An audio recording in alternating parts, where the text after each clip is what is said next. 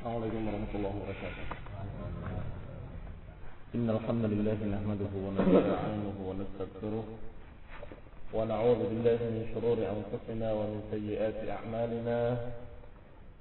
من يهده الله فلا مضل له ومن يضلل فلا هادي له، وأشهد أن لا إله إلا الله وحده لا شريك له، وأشهد أن محمدا عبده ورسوله صلى الله عليه وعلى آله وأصحابه والتابعين وتابع التابعين ومن تبعهم بإحسان إلى يوم الدين. يا أيها الذين آمنوا اتقوا الله حق تقاته ولا تموتن إلا وأنتم مسلمون. يا أيها الناس اتقوا ربكم الذي خلقكم من نفس واحدة وخلق منها زوجها وبث منهما رجالا كثيرا ونساء، واتقوا الله الذي تساءلون به والأرحام إن الله كان عليكم رقيبا. يا أيها الذين آمنوا اتقوا الله وقولوا قولا سديدا يصلح لكم أعمالكم ويغفر لكم ذنوبكم، ومن يطع الله ورسوله فقد فاز فوزا عظيما. أما بعد، فإن خير الحديث كتاب الله، وخير الهدي هدي محمد صلى الله عليه وعلى آله وسلم، وشر الأمور محدثاتها، فإن كل محدثة بدعة وكل بدعة ضلالة وكل ضلالة في النار. Ikhwani fillah, a'azakumullah. Kita lanjutkan kajian kitab Syarah Al-Aqidah Wasithiyah, dan kita sampai pada pembahasan yang berikutnya dari Wasithiyah. Dikatakan oleh musannif bahwa Syekh Al-Islam Ibn Taimiyah rahimahullah, faslun thumma fi sunnati Rasulullah sallallahu alaihi wa ala alihi wa sallam. Fas-sunnatu tufassiru al-Qur'an wa tubayyinuhu wa tadullu alayhi wa tughayyiru anhu وما وصف الرسول صلى الله عليه وسلم به ربه عز وجل، وما تعبر عنه وما وصف الرسول صلى الله عليه وسلم من الأحاديث الصحيحة التي تلقاها أهل المعرفة بالقبول وجب الإيمان بها كذلك. Kata Syekhul Islam Ibn Taimiyah rahimahullah, faslun thumma fi sunnati Rasulillah.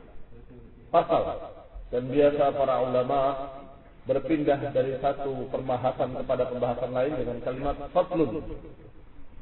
Ya, ini tidak seperti ini. Kita di dalam bahasa Indonesia bab, kemudian pindah bab berikutnya, bab dan bab. Pasal-pasal itu pecahan dari bab. Demikian pula mereka para ulama menyebutkan pasal-pasal itu setelah bab.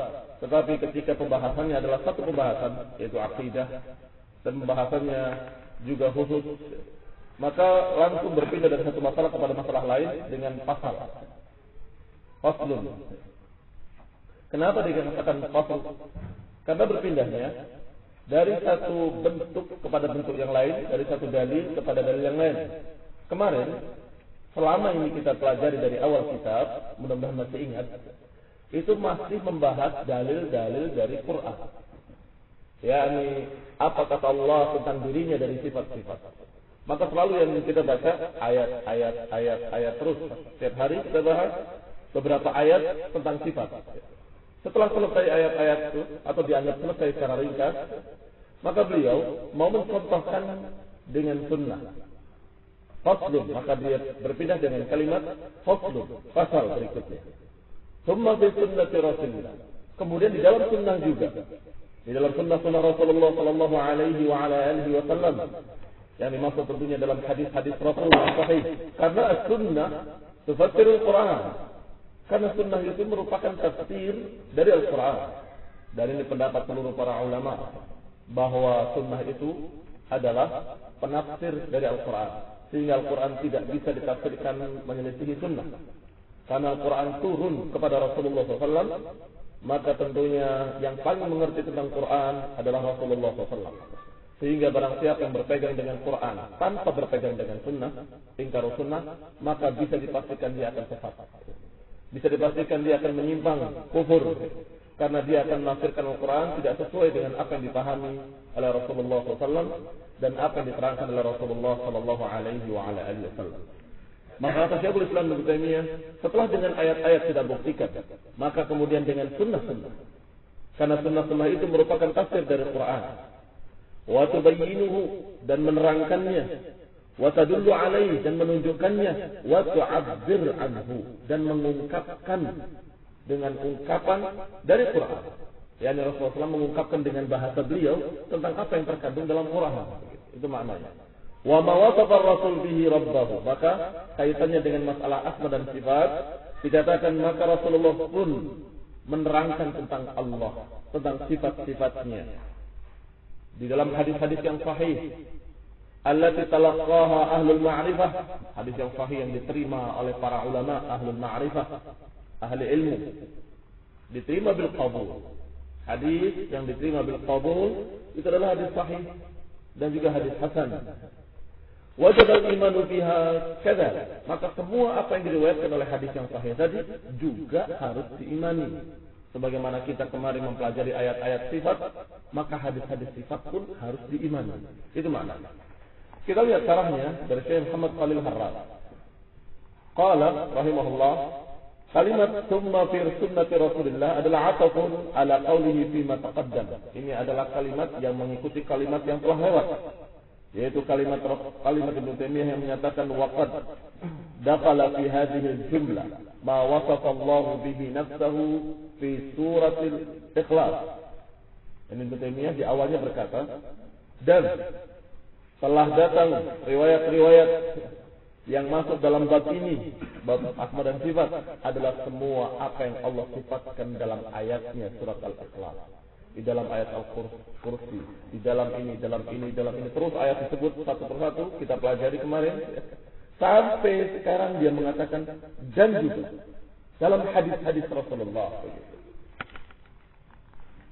yani dakhala fiha ma wasafa bihi Rasul, yani termasuk juga yang harus kita imani adalah apa yang digambarkan dan disifatkan oleh Rasulullah SAW tentang Rabbnya, fima waradat bihi sunnah.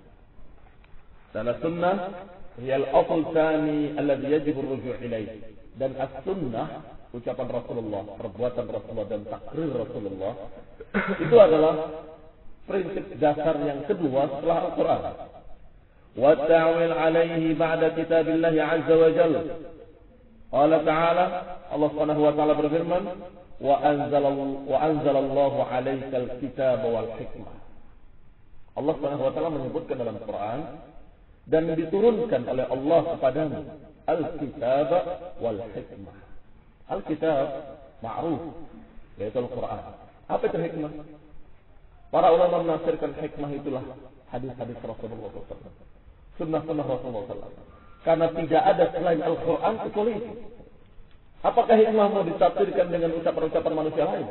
Tidak ada manusia lain yang ucapannya lebih bagus dari ucapan-ucapan Rasulullah SAW. Maka jelas tafsir para ulama menyatakan bahwasanya as-sunnah itulah yang dimaksud oleh Allah Subhanahu wa taala dengan kalimat al-hikmah. Wa anzala ilaikal kitaba wa anzalallahu ilaikal kitaba wal hikmah. Maka ikhwan fillah azakumullah, harus dipegang Alkitab dan harus dipegang pula hikmah. Dan tentunya yang namanya hadis sudah kita sebutkan tadi bahwa bukan hanya ucapan Rasulullah, tapi juga perbuatan-perbuatan Rasulullah. Sehingga apakah hadisnya berbunyi qala Rasulullah berkata, ataupun hadisnya berbunyi aku melihat Rasulullah. Ini sahabat yang bilang, aku melihat Rasulullah begini, aku melihat Rasulullah begitu. Berarti apa ini? Fi'il, perbuatan. Aku melihat Rasulullah salat begini, aku melihat Rasulullah begitu. Ini semua gambaran-gambaran dari para sahabat yang melihat Rasulullah dan dikaitkan dengan kalimat aku melihat Rasulullah, maka itu pun hadis. Hadis fi'il. Demikian pula apa yang dalam keadaan takrir. Takrir itu bukan ucapan, bukan pula perbuatan. Perbuatannya perbuatan sahabat. Tetapi Rasulullah melihatnya dan setuju dengannya. Ini pun dikatakan hadis. Yakni biasanya diriwayatkan dengan kalimat Aku begini dan Rasulullah melihat. Aku begitu dan Rasulullah dalam keadaan mengetahui. Ini namanya hadis takrir. Untuk apa kalimat Rasulullah mengetahui? Untuk menunjukkan bahwa perbuatanku ini tidak salah. Aku berbuat di zaman Rasulullah SAW dan Rasulullah melihatku. Seperti kalimat kunna nanzil wal Qur'anu yanzil. Atau kalimat aku berbuat, aku mengatakan dan Rasulullah masih hidup. Bahwasanya sebaik-baik manusia adalah Abu Bakar di dalam riwayat Bukhari. Kunna naqulu wa Rasulullah hayyun. Khairun nasi ba'da Rasulillah Abu Bakar thumma Umar thumma Utsman. Kalimat ini namanya hadis takrir karena dia menyatakan aku atau kami mengatakan dan Rasulullah masih hidup. Sebaik-baik manusia setelah nabinya adalah Abu Bakar, kemudian Umar, kemudian Utsman. Ini hadis atau bukan hadis? Hadis. Karena ada kalimat dan Rasulullah masih hidup ketika itu. Rasulullah tahu dan Rasulullah diam. Berarti akan dikatakan oleh para sahabat disetujui. Ikhwan fillah a'azakumullah. Ini semua adalah hadis. Maka dikatakan bahwa dasar Islam yang kedua setelah Quran, yakni sumber hukum yang kedua setelah Quran adalah as-sunnah. Wa qala, dan juga Allah berfirman, wa yu'allimuhumul kitab wal hikmah, dan mengajari mereka kitab dan hikmah. Siapa yang mengajari mereka kitab dan hikmah? Rasulullah SAW. Karena ayatnya berbunyi huwallazi ba'atsa fil ummiyina rasulan minhum. Dialah Allah yang mengutus Rasulnya di kalangan orang-orang ummi, salah seorang dari mereka sendiri, yang dalam keadaan mengajarkan kepada mereka al-kitab wal hikmah wa yu'allimuhumul kitab wal hikmah, mensucikan mereka, wa yuzakkihim wa yu'allimuhumul kitab wal hikmah. Disebut dua juga, al-kitab dengan hikmah. Berarti memang kitab ini diiringi dengan hikmah, dengan ucapan-ucapan Rasulullah SAW, dengan perbuatan Rasulullah sebagai tafsir. Wa qala amiran li nisa'i nabiyyi, dan juga Rasulullah SAW berkata ketika memerintahkan Allah Subhanahu wa taala berfirman ketika memerintahkan istri-istri Nabi dengan kalimat wazkurna ma yutla fi buyutikunna min ayatillahi wal hikmah. Kata Allah, tetaplah wahai para wanita-wanita, para istri-istri Rasulullah, wazkurna, ingatlah ma yutla fi buyutikunna, ingatlah apa yang dibaca di rumah-rumah kalian min ayatillahi wal hikmah, dari ayat-ayat Allah dan hikmah. Kalau disebutkan dua ayat-ayat Allah dan hikmah, jelas hikmah ini bukan ayat-ayat Allah. Kalau bukan ayat-ayat Allah, apa yang diajarkan Rasulullah SAW selain ayat? Ya ucapan beliau itu sendiri. Itulah hikmah. Itulah as-sunnah. Maka Allah mengatakan dengan kalimat, tetaplah kalian di rumah-rumah kalian dan ingatlah apa yang dibacakan oleh Rasul pada kalian dari ayat-ayat dan hikmah. Kalau kita lihat ayat Al-Quran yang menyebutkan kitab dan hikmah dengan beriringan, itu banyak. Dan ini dalil yang sangat kuat bahwa dasar Islam atau sumber dari sumber hukum Islam itu dua, Al-Quran dengan hikmah. Dan hikmah itu adalah sunnah Rasulullah Sallallahu Alaihi Wasallam. Maka Allah Subhanahu Wa Taala berfirman di dalam ayat lain, wa ma ataakumur rasulu faquduhu wa ma nahakum anhu fantahu. Apa yang dibawakan oleh Rasul pada kalian, ambillah. Wa ma nahakum anhu fantahu, dan apa yang dilarangnya tinggalkanlah. Ini sekarang dinisbatkannya kepada Rasul, perintah dan larangan. Apa yang dibawa oleh Rasul, ambil. Dan apa yang dilarang oleh beliau, tinggalkan. Ini juga bukti bahwa kita wajib mengikuti Rasulullah Sallallahu Alaihi Wasallam dan wajib menerima berita-berita Rasulullah SAW. Sehingga para ulama ketika membahas syahadat yang kedua, wa anna Muhammadan Rasulullah, mereka membahas konsekuensi.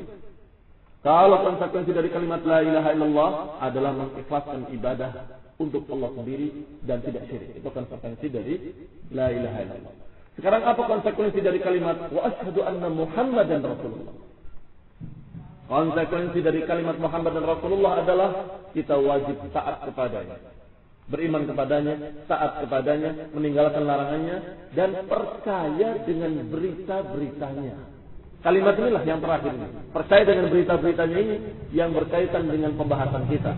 Berarti semua sifat-sifat Allah yang diterangkan oleh Rasulullah, oleh utusan Allah, harus dipercaya juga.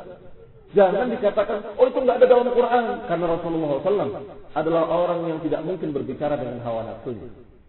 Orang yang la yantiqu 'anil hawa in huwa illa wahyun yuha, tidak mungkin berani berkata dengan mulutnya dengan suatu kedustaan, tidak mungkin. Melainkan wahyun yuha, tapi wahyu yang diwahyukan. Bahkan Allah mengatakan dalam ayatnya, walau taqawwala 'alaina ba'd al-aqawil la akhadna minhu bil yamin thumma laqata'na minhu al-watin.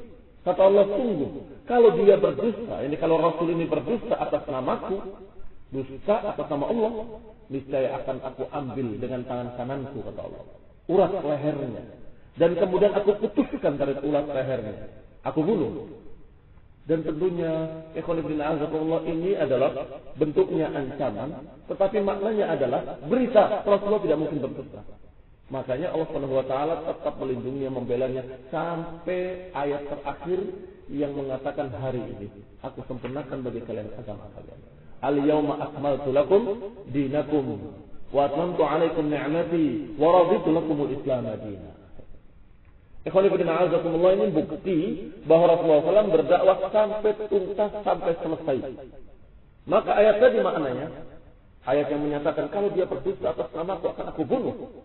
Ternyata dia sampai sempurna, selesai risalah. Berarti jelas ini adalah bukti Rasulullah SAW tidak pernah berdusta dan tidak berani berdusta. Makna ayat tadi adalah tidak mungkin Rasulku berdusta. Begitu. Allah berfirman, walau taqawwala 'alaina ba'd al-aqawil. Kalau dia berdusta atas namaku, akan aku bunuh, kata Allah. Tidak mungkin dia berdusta. Begitu maknanya. Maka ikhwanifidina azakumullah, kalau beliau alaihi salatu wassalam adalah seorang Rasul yang tidak mungkin berdusta dan tidak mungkin berbicara selain dari Allah Subhanahu wa taala, maka berarti ucapannya pun dikatakan sebagai wahyu. Ini barangkali berita baru, jangan kaget kalau para ulama mengatakan dua wahyu, Quran dan Sunnah. Dari mana mereka menyatakan dua wahyu? Wahyu dalam Quran dan wahyu dalam Sunnah Rasulullah. Karena Rasulullah SAW dikatakan oleh Allah, innahu la yantiqu 'anil hawa in huwa illa wahyun yuha. Dia tidak berbicara dari hawa nafsunya, tetapi dari wahyu yang diwahyukan. Ini setiap Rasulullah mengucapkan, tidak berani mengucapkan dari hawa nafsunya. Pasti dari Allah Subhanahu wa taala diwahyukan kepadanya. Maka apa yang disebutkan oleh Rasulullah SAW tentang Allah, tentang sifat-sifatnya, tentang perbuatan-perbuatan Allah, af'alnya, dan nama-namanya, itu semua adalah dari Allah Subhanahu wa taala. Sebab kalau tidak dari Allah berarti dusta. Kalau dusta pasti dibunuh oleh Allah Subhanahu wa taala. Maka ikhwan fillah a'azakumullah, Rasulullah sallallahu alaihi wa ala alihi wasallam addal amanah wa ballagha risalah. Telah menunaikan amanah dan telah menyampaikan risalah secara sempurna. Sallallahu alaihi wa ala alihi wasallam. Maka Allah katakan, wa ma atakumur rasulu fakhuduhu. Allah yang Maha tahu berfirman, apa yang dibawa oleh Rasul pada kalian, ambil. Jangan pilih-pilih, jangan dipilah-pilih. Ambil semuanya. Apa yang dibawa oleh Rasulullah dan apa yang dilarangnya tinggalkanlah. Wa qala salawatullahi wa salamuhu alaihi wa alihi ala inni utitul Qur'an wa mithlahu ma'ahu. Dan dalam riwayat yang sahih, dalam riwayat Abu Dawud dan juga dikeluarkan oleh Imam Ahmad, dikatakan oleh Rasulullah sallallahu alaihi wasallam, ala inni utitul Qur'an wa mithlahu ma'ahu. Ketahui, aku diberi oleh Allah Subhanahu wa taala Al-Qur'an wa mithlahu ma'ahu, dan yang sepertinya bersamanya. Silahkan para ingkar sunnah suruh nafsirkan. Apa tafsir kalian wa mithlahu ma'ahu? Apa yang sepadan atau dikatakan seperti Quran? Apa maknanya? Apa ada kitab-kitab lain selain Quran yang dikatakan mithluhu? Ala inni utitul Qur'ana wa mithlahu ma'ahu. Ketahuilah, aku diberi oleh Allah Al-Quran dan yang sepertinya, semisalnya bersamanya, beriringan bersama Quran. Tidak ada tafsir lain kecuali ucapan-ucapan Rasulullah SAW. Apakah mau ditafsirkan bahwa mislahu ma'ahu itu ucapan-ucapan gurunya ingkar sunnah? Isa Bugis. Oh, ini maksudnya adalah wa mislahu ma'ahu adalah ucapan fulan, Kiai Isa Bugis.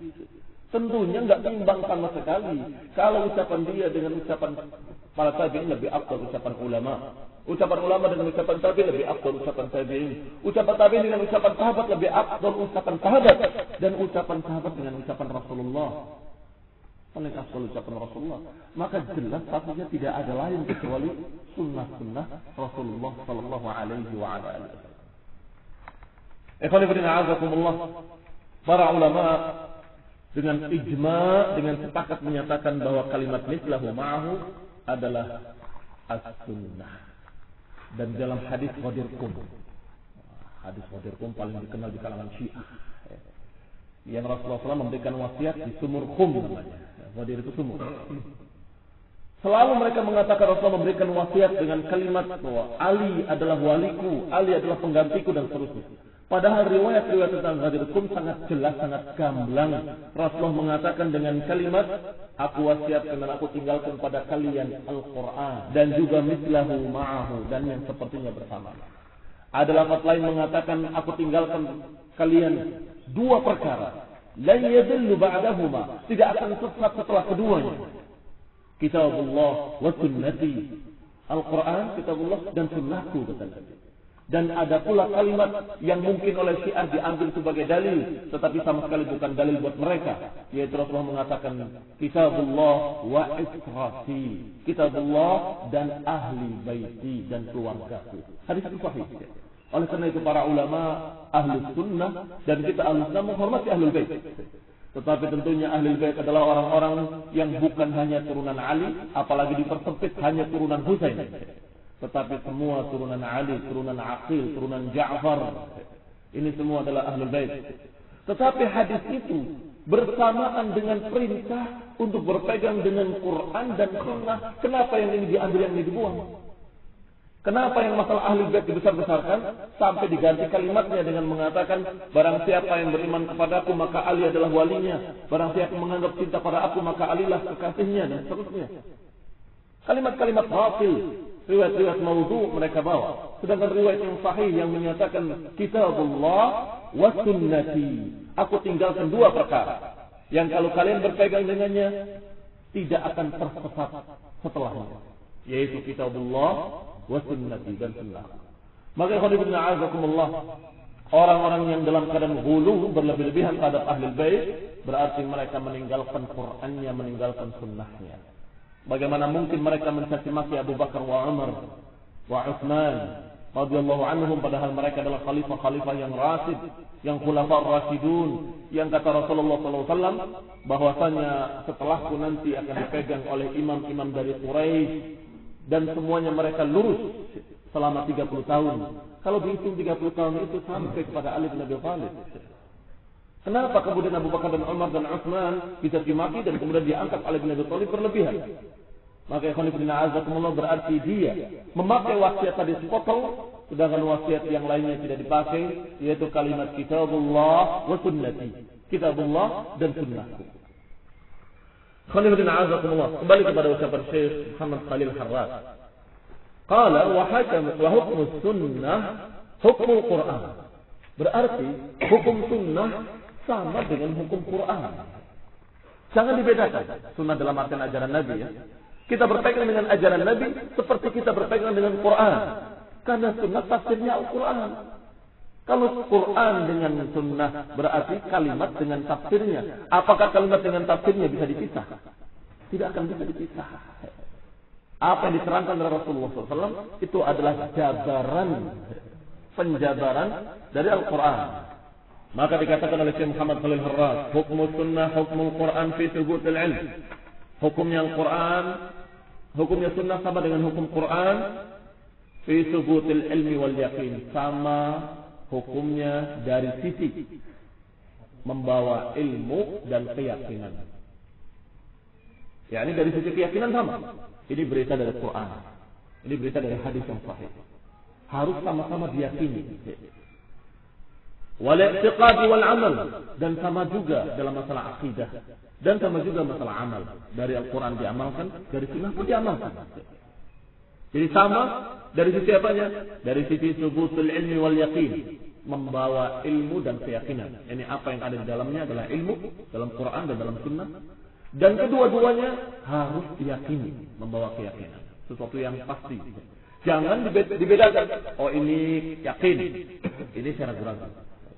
Seperti sebagian orang yang semi ingkar sunnah, bukan ingkar sunnah, setengah-setengah. Dia berkata, kalau Quran yakin, tapi kalau hadis kan belum tentu. Loh, hadis yang mana? Kalau hadis sudah terbukti kebenarannya, apalagi mutawatir hadisnya. Apa bedanya dengan Quran? Quran turunnya zaman sekarang atau zaman Rasul? Zaman Rasul. Saya nyampainya kepada kita dengan apa? Dengan gelondongan. Ini kitabnya, atau dengan riwayat. Al-Quran datang kepada kita dengan riwayat, sama seperti hadis dengan riwayat. Sama dengan sanad. Haddatsana fulan an fulan an fulan, sama. Iya kan? Kenapa ini yakin, ini enggak yakin? Tapi Quran kan mutawatir, tapi hadis pun banyak yang mutawatir, tapi kalian tolak kenapa? Hadis pun ada yang mutawatir yang diriwayatkan seperti Quran dengan cara mutawatir. Ikhwan fillah, a'azakumullah.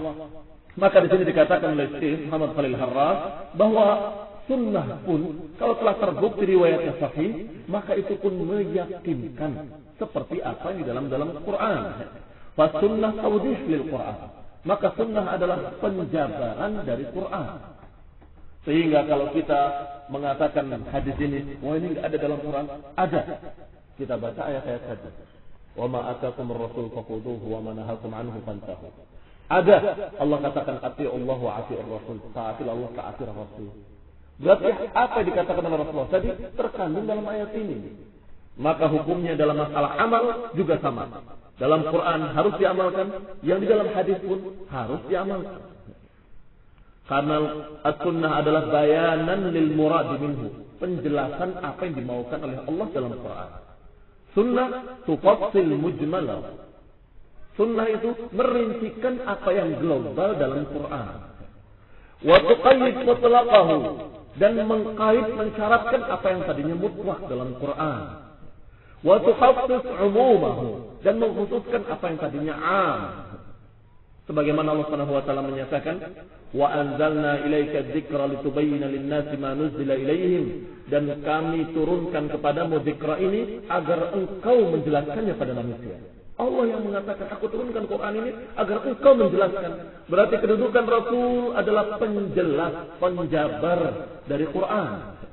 Berarti sunnah-sunnah Rasulullah adalah penafsiran dari Quran, penjabaran dari Quran yang tidak mungkin bisa dipisahkan dari Quran sama sekali. Yang disebut tadi oleh Syekh Muhammad Khalil Harras, contoh-contohnya itu adalah perkara-perkara yang dibahas dalam usul fikih. yakni dalam kalimat-kalimat apakah dari Quran atau dari Sunnah itu ada kalimat yang global, perlu rincian. Ada kalimat yang sifatnya mutlak, perlu diqaid. Mutlak itu artinya tanpa ada syarat. Pokoknya bebaskan budak. Terus dikasih syarat, budak yang muslim. Ini semua adalah tugas Rasulullah SAW. Kalau Allah menyatakan bebaskan budak, maka Rasulullah mengatakan budak yang muslim. Rasulullah mengkait apa yang mutlak. Atau kalimat yang tadinya mujmal disebutkan, maka Rasulullah yang merincikan. Mujmal itu global. Ayatnya global, maka Rasulullah yang merincikan. Maksudnya begini secara rinci. Ada lagi yang dikatakan dengan kalimat tukhassis umumah, mengkhususkan apa yang tadinya umum. Kalimatnya kalimat umum. Pokoknya begini, kata Rasulullah SAW, kecuali kalau ini. Itu adalah tafsir juga. Dan itu Rasulullah SAW tugasnya adalah demikian. Karena Quran ini diturunkan oleh Allah Subhanahu wa taala dengan kalimat-kalimat yang betul-betul mengandung makna yang luas. Kalau saja Quran itu dirincikan, mufassalan, apa jadinya kira-kira? Akan seluruh kitab ini masih belum cukup. Masih belum cukup dan masih perlu kitab sekian banyak lagi dan perlu perpustakaan sekian banyak lagi untuk menulis Al-Quran saja. Tentunya Allah Subhanahu wa taala memiliki sifat hikmah. Allah sebutkan dengan kalimat-kalimat yang ringkas tapi bermakna luas. Kalimat ringkas yang bermakna luas tidak sembarangan orang paham. Tetapi Allah utus Rasul untuk menerangkannya. Bahwa ayat ini maksudnya begini, ayat ini maksudnya begitu dan seterusnya. Sehingga kalau berpegang dengan Quran harus dia berpegang dengan sunnah dan tidak mungkin akan bisa memegang Quran tanpa sunnah. Dia pegang Quran tanpa sunnah. Apa yang terjadi? Dia akan tersesat dan memahaminya tidak seperti apa yang Allah maukan. Akhirnya sama seperti orang yang tidak pegang Quran. Karena tafsirnya enak sendiri. Sebaliknya kalau dia mengikuti Rasulullah dari A sampai Z, otomatis dia mengikuti Quran. Kenapa? Karena hidupnya Rasulullah SAW adalah Al-Quran berjalan. Dari mulai perbuatannya, ucapannya, akhlaknya, semuanya adalah Al-Quran. Ketika ditanyakan oleh Aisyah bagaimana akhlak Rasulullah, dijawab, khuluquhu Al-Quran. Akhlak beliau Al-Quran. Sehingga kalau mengikuti sunnah seluruhnya, otomatis akan kita ngerjakan Al-Quran. Bahkan membacanya juga sunnah Rasulullah SAW. Kalau ikuti sunnah Rasulullah SAW. Kita perbuat apa yang Rasulullah perbuat. Ternyata di antara perbuatan Rasulullah baca Quran. Memahami Al-Quran, menerapkan Al-Quran. Kena semua. Makanya ada terkenalnya istilah ahli sunnah, ahli sunnah, ahli sunnah. Jarang dikenal kalimat ahli Quran, ahli Quran. Kenapa demikian? Orang ada yang bertanya, bukankah Quran lebih tinggi dari sunnah? Kenapa julukannya kepada orang yang lurus ini dikatakan ahli sunnah, bukan ahli Quran? Ya ahli sunnah itu otomatis ahli Quran. Tapi kalau kalian mengatakan ahli Quran, biasanya ingkar sunnah. Di Pakistan ingkar sunnah namanya Qur'anin. Apa Qur'anin? Golongan Quran. Jadi rata-rata mereka yang pegang Quran mengatakan dengan kalimat saya golongan Quran, maksudnya saya tidak mau sunnah. Akhirnya Quran itu dipahami seenaknya sendiri jadi sesat. Oleh karena itu lebih dikenal para ulama dengan istilah mereka ahli sunnah. Mereka golongan sunnah dan seterusnya. Karena tentunya mereka akan berpegang dengan Quran secara otomatis. Karena Al-Quran itu termasuk apa yang diajarkan oleh Rasulullah SAW dalam sunnah-sunnahnya. Karena Al-Quran itu termasuk yang dibaca oleh Rasulullah SAW sebagaimana dalam sunnah-sunnahnya. Maka ketika kita dikatakan ahlu sunnah atau kita mengatakan ahlu sunnah, otomatis Al-Quran ada di dalamnya. Karena orang yang tidak mengikuti Al-Quran berarti tidak mengikuti sunnah Rasul. Karena sunnah Rasul adalah membaca Al-Quran dan mengikuti Quran. Ikhwanuddin a'azakumullah, dan juga kalimat berikutnya, kalimat salafi juga sama seperti itu. Ketika orang-orang sudah mulai menyelewengkan makna-makna sunnah kepada makna lain, maka muncullah istilah para ulama sunnah, Quran dan sunnah harus dengan pemahaman generasi pertama. Harus dengan pemahaman para sahabat, karena para sahabat mengamalkan di hadapan Rasulullah dan Quran masih turun. Dan ternyata Rasulullah memuji mereka dan Allah pun memuji mereka dengan ayat yang turun. Berarti mereka menerapkan Quran dan sunnah tepat. Ketika kita bertikai memahami Quran dan sunnah, salah paham dan berbeda pendapat, maka kita katakan yang paling benar tafsirnya mereka. Bukan saya, bukan kamu, bukan mereka, tapi yang paling tepat dalam menerapkan Quran dan sunnah adalah para sahabat, para salafus saleh. Muncul istilah salaf. Mereka atau fulan salafi, athari, karena mengikuti generasi pertamanya dalam memahami Quran dan sunnah. Kalimat dalam mengikuti Quran dan sunnah itu otomatis sehingga hampir kembali seperti awalnya. Dikatakan dengan kalimat pengikut salaf sudah cukup. Pengikut salaf pasti muslim. Pengikut salaf pasti berpegang dengan Quran dan sunnah. Karena kalau tidak berpegang dengan Quran dan sunnah bukan pengikut salaf. Bahkan bukan muslim mungkin.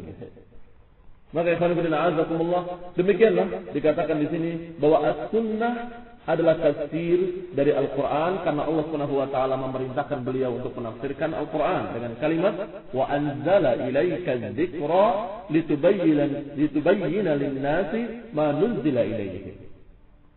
Wa ahlul bidah wal ahwa bi iza'is sunnah as-sahihah fariqan. Sedangkan ahlul bid'ah wal dalalah, kelompok-kelompok sesat dalam masalah sunnah ini ada dua golongan.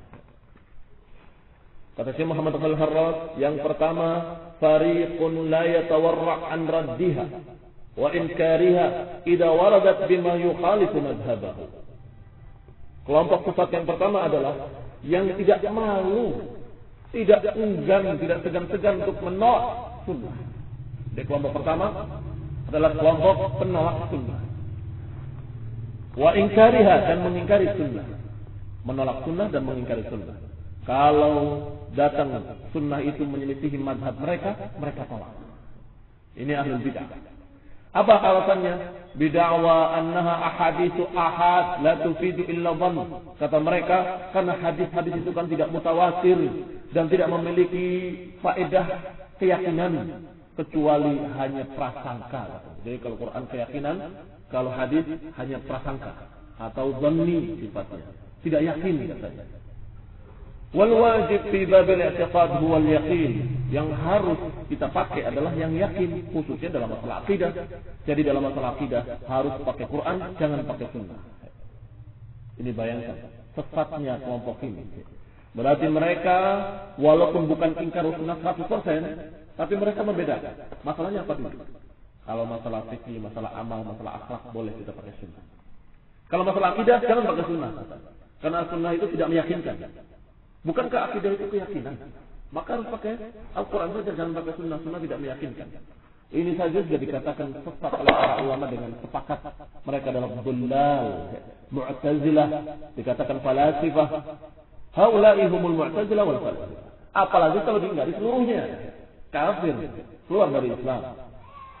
Kelompok kedua, wa fariqun yuthbituha wa ya'taqidu bi sihhatin naqli walakin yashtaghil bi ta'wiliha. Kelompok kedua bukan menolak dan mengingkari secara langsung begitu, tetapi menerima hadis itu. Mereka katakan sahih hadis itu. Bahkan mereka mengatakan ini ucapan Rasulullah SAW, dipegang oleh mereka, tetapi ditakwilkan kepada makna lain. Kama yastaghil bi ta'wili ayatil kitab. Sama seperti mereka menakwilkan Al-Quran. Bukankah kita bahas kemarin-kemarin ayat-ayat Al-Quran bahwa mereka berupaya untuk menakwilkannya kepada makna lain. Tangan dibilang kekuasaan. Istiwa di atas arsy dikatakan bukan berarti di atas, bukan, tapi maknanya adalah menguasai arsy, padahal di mana-mana Allah itu. Ini takwil lagi. Al-Quran berani ditakwil, apalagi hadis. Ini kelompok kedua. Kelompok pertama itu menolak mentah-mentah sama sekali. Kelompok kedua menerima hadis itu, tapi maknanya diselewengkan kepada makna lain. Kama yastadil bi ta'wil ayatil Quran, sebagaimana mereka menakwilkan ayat-ayat Al-Quran, hatta yukhrijaha an ma'aniha, sehingga mereka menyeretnya kepada makna-makna lain, makna-makna yang tidak terkandung dalam hadis itu, yang bukan dimaukan oleh Rasulullah sallallahu alaihi wa ala alihi wasallam. Diseret kepada makna yang sesat, makna yang menyimpang. Wa haula, siapa mereka? Haula'i hum mutaakhirul asy'ariyah. Golongan pertama yang menolak tadi secara langsung dengan mentah-mentah itu adalah Mu'tazilah dan kaum filsafat. Sedangkan golongan kedua ini yang menerima hadisnya tapi menyelewengkan maknanya itu adalah Asy'ariyah.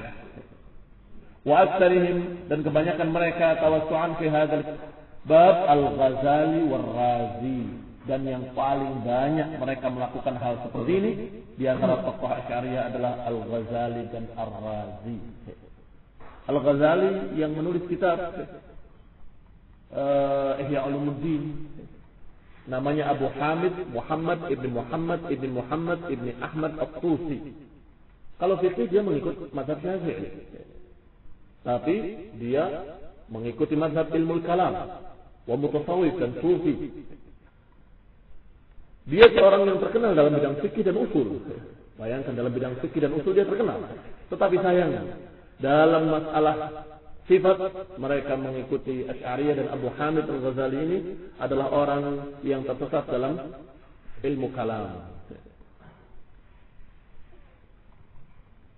Taha fi matahati ilmu kalam, dia tersesat di dalam lautan ilmu kalam, lautan tasawuf. Fadalla wa adalla, akhirnya sesat dan menyesatkan. Demikian ikhwan fillah azakumullah. Yang penulis kitab Ihya Ulumuddin yang kata para ulama itu bukan Ihya Ulumuddin, tapi Ihya Ulumuddin. Ihya Ulumuddin itu artinya menghidupkan ilmu din. Kata para ulama, kitab ini tidak pantas dikatakan menghidupkan ilmu din, tapi Ihya Ulumuddin yang mematikan ilmu din, yang membuat jatuh, bikin rendah ilmu agama. Orang yang membaca buku Ihya Ulumuddin bukan jadi baik, jadi sesat. Yang membaca buku itu bukan jadi normal, jadi gila, jadi stres, tidak mau keluar rumah, tidak mau bicara, tidak mau segala macam, dia diam saja seperti di rumahnya. Dan ana sudah menghadapi sendiri orang yang keracunan buku itu. Artinya bukan sesuatu yang berita-berita kosong, tapi ana sendiri pernah mendapati orang yang seperti itu. Ibunya, keluarganya, bapaknya, semua mengatakan anaknya stres. Ternyata ketika saya dekati orang itu, saya tanya, kenapa kamu tidak mau ngomong, tidak mau bicara, diam, diajak ngomong nggak jawab, nggak mau keluar rumah, diam terus, nggak jawab. Anak tanya berkali-kali nggak jawab. Sampai saya paksa, saya bujuk, sampai anak katakan, anak mau tahu barangkali ente benar, anak mau ikut ente. Baru dia jawab, katanya kalau ngomong itu pasti banyak salah. Kalau banyak salah pasti masuk neraka. Jadi nggak ngomong. Iya, kata siapa? Kata buku Ihya Ulumuddin. Jadi ternyata dia karena banyak baca buku Ulumuddin, Ihya Ulumuddin, akhirnya sesat. Akhirnya masyarakat mengira kalau orang belajar agama itu jangan teman-teman, kalau teman-teman jadi stres. Oh, baru tahu ternyata orang tua kita bilang bahwa kebanyakan belajar agama itu jadi stres kalau belajar agama yang salah. Belajar agama sufi, belajar agama tasawuf, ilmu filsafat. Ini tentunya bikin orang stres, na'am. Tapi kalau belajar ayat dan hadis, ilmu-ilmu agama yang diajarkan oleh ahli sunnah, membuat orang jadi cerdas, bukan jadi stres. Menjadi normal, menjadi orang yang betul-betul lurus jalannya. Alhamdulillah. Tidak ada yang berat apa yang dikatakan oleh ahli sunnah. Karena ahli sunnah menyatakan apa adanya. Apa yang tidak mampu kita pikirkan, tidak perlu dipikirkan. Seperti ayat-ayat sifat. Kata ahlu sunnah, bila takyif, tanpa menanyakan kayak apa. Karena inilah penyebab stres. Kayak apa ya? Seperti apa ya? Jadi stres. Maka kata ahlu sunnah, kata para ulama, jangan. Itu bukan urusan kamu dan gak akan bisa ketemu. Memikirkan tentang Allah, zat-zatnya dengan otak kita yang sekepal gini. Bila stres nantinya. Bila takyif, kata para ulama, jangan. Dengan tanpa mempertanyakan kayak apa. Tutup pintu itu. Jawab dengan tegas, saya tidak tahu dan tidak diberitahu oleh Allah. Kayak apa ya? Sudah. Rasulullah pun tidak mengajarkan kepada kita kayak apa. Maka apa adanya dalam Quran dan Sunnah kita imani, selebihnya kita katakan tidak tahu. Itu masalah yang gaib, masalah yang akidah seperti itu. Ikhwan fillah azakumullah, berarti di sini dua golongan yang tersesat dalam masalah sunnah. Satu menolak sunnah sama sekali, menganggapnya tidak meyakinkan katanya. Yang kedua menerima dan mengatakan hadis itu sahih, tetapi menakwilkannya kepada makna-makna lain. Kelompok pertama adalah Mu'tazilah dan kaum filsafat. Kelompok kedua adalah Asy'ariyah seperti Ghazali dan Razi.